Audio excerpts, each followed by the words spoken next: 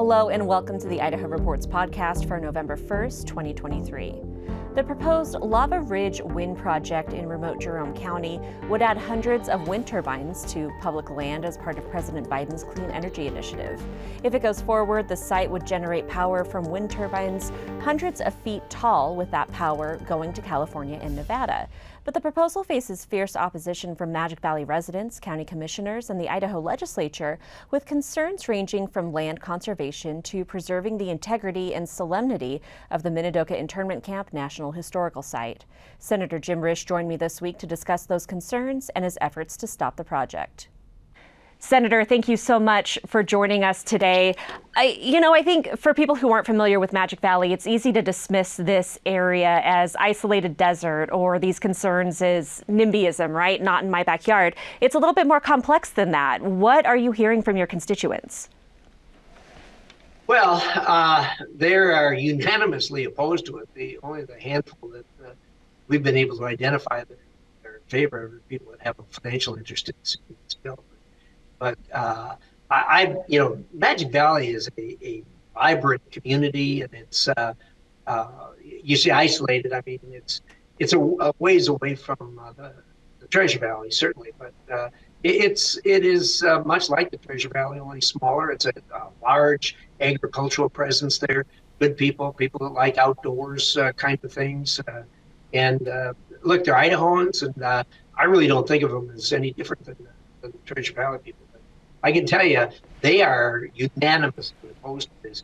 You know, we get a lot of calls and emails and letters and all that sort of thing, and we track them very closely. And very seldom do you see an issue like this that has the community pulled together unanimously like this. I mean, we're talking about, obviously, we deal with the issues on guns and on abortion and on the Middle East and Ukraine and everything else. And there's robust discussion on each side of those issues. Sometimes they lean more one way than the other. Sometimes they're evenly split. This one is unique in that it is unanimous. And the concerns are multifaceted too, right? You have concerns over birds of prey and migration routes. You have concerns over the work and housing shortage that would affect the build out of this project. Also, you have the Minnetonka National Historical Site and the integrity of preserving the site where Japanese Americans were interned in World War II. Yeah, I think all of those, to me, what I hear when I talk with people about this is, we in Idaho love our public lands, our open spaces, and a lot of people have seen online or other places the artist's rendition or the AI creation of it, of what this land would look like with these towers on it. And I mean, when you see that, it's shocking. Taller than the Space Needle. Taller than the Space Needle. Taller than the Space Needle. Well, it isn't that so much as what it does to the public land, the view shed. This is not what we want for our public lands. And so I think that, as much as anything, is what drives this. People just look at that and say, this is not what we want. And then, of course, you can bring all the other factors into it, the way we generate electricity and all that sort of thing. And you can generate a lot of electricity on very small, actually postage stamp size piece of land compared to this. If you put a small nuclear package, which is what the world is going to and going to go to for the next decades and the rest of this century, I mean, you're talking about less than an acre versus 146,000 acres. So there's alternatives that are there that could make this go away. On top of that, I think people are just irate that you got a New York company coming in here, going to do this to our public lands. They're going to sell electricity out of state, and there's just nothing in this for us. It really isn't. Do you get the sense that the Bureau of Land Management is listening to these concerns? It's hard to say.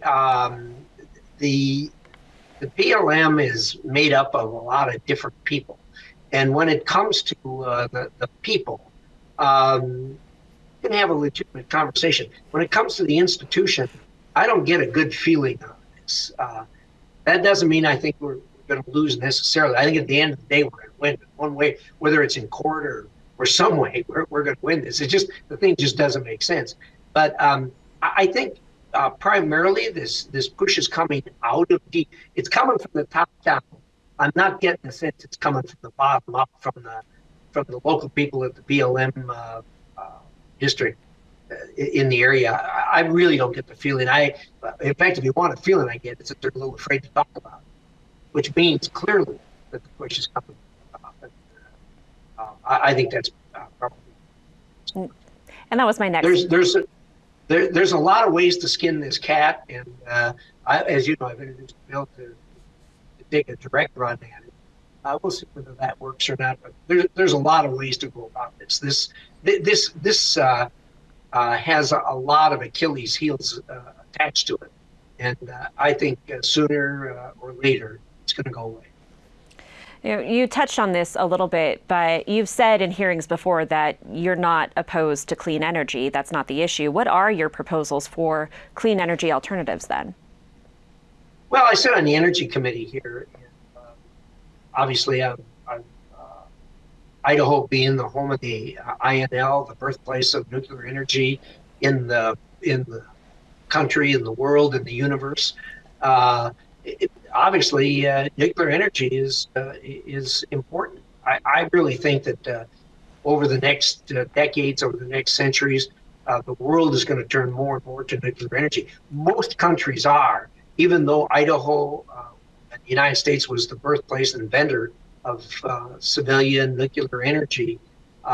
We have fallen behind. Our fleet, the highest our fleet ever got was 105 reactors. We're down to, I think, about 95, give or take a couple now, because they've reached the end of their lifespan and are decommissioned. There's some movement coming online, but I can tell you, I deal with people in Europe, in the Middle East, in Asia. I deal with people all over the world on energy and a lot of other issues, obviously. They are all interested in nuclear energy, and much more so, I think, than Americans are generally. So that is growing around the world, and I can tell you, there is a robust nuclear industry growing all over the planet. So the future is nuclear energy, like it or not. And look, there's always going to be there's always going to be some solar, there's always going to be some wind, but though you can't get baseload from those kinds of energy. You need a very strong source, as we have now, and various things we built in the past, the legacy things, oil and diesel. Those are going to be phased out, and something's got to take their place. And the wind and solar just simply don't fill the gap. That means the natural step in there is. Tell me about the bill that you proposed in the last week concerning energy projects on public land, the Don't Do It Act, co-sponsored by the other members of Idaho's delegation. Yeah, it's interesting how that "Don't Do It" is kind of got a life of its own. I haven't seen any T-shirts with that on yet, but there's probably some around. Look, the bill very simply puts it squarely in the hands of giving the state veto. Something like that. I think, on small energy projects and what have you, those kinds of things, the federal government owns the land. Like it or not, it is federal land. We do our best to get our 2 cents worth in. Just like on this, we have a RAC committee that is made up of Idahans that advises the BLM, and they have spoken very clearly they don't want this. So, you have those kinds of things. But on something this size, the state really ought to have a say in it. So that's simply what the bill does. It says that the legislature passes a bill that gives it the thumbs down, and the government's going to be stuck with that. Is it just wind and solar projects? Well, it really addresses the gamut of energy kind of projects. But what it's intended to do is address the instant problem. And that is 146,000 acres that is going to be dramatically transformed into what we know and love into something not so much. So that's what it's aimed at. Are you concerned that in the future that maybe a state legislature would use this to veto, say, a gas pipeline that a future administration might propose? Yeah, well of course, legislation is dynamic. What you can give, you can take away. I really trust states to make decisions that are in the best interest of the state and to negotiate to a reasonable place. So right now, this is addressed at this. I don't know, we'll see what the future holds, but we're Americans. We do. If this bill doesn't pass and the Bureau of Land Management does move forward, what other avenues might Idaho explore to stop this project? Well, I think obviously lawsuits are going to fly. I mean, they always do on these kinds of things. Anytime you're talking about natural resources, anytime you're talking about a big energy project, anytime you're talking about a huge chunk of federal land being used for something, it's gonna require a response from the courts. I think probably if it's granted, there is absolutely no question about it. If it's turned down, it's possible that those people that envision this are going to see that they're putting good money after bad. Maybe and hopefully it will go away. All right, Senator Jim Risch, thanks so much for joining us. Thank you. Thanks for having me. Appreciate it. And thank you for listening. You can learn more about the Lava Ridge Wind Project proposal at our website. You'll find the link at idahoreports.org. Idaho Reports airs Friday nights at 8 p.m. on Idaho Public Television, or you can always catch it online at idahoptv.org.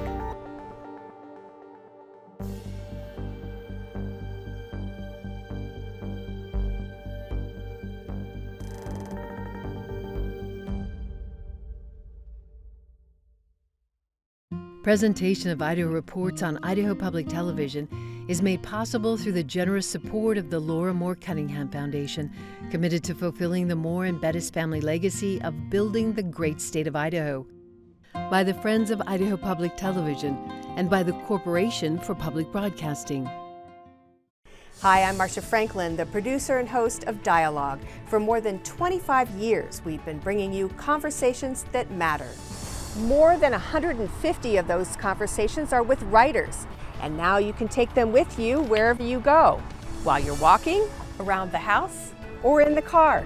Just search for Dialogue with Marcia Franklin on Apple Podcasts and other podcast platforms, and remember to subscribe so that new shows download automatically. Enjoy.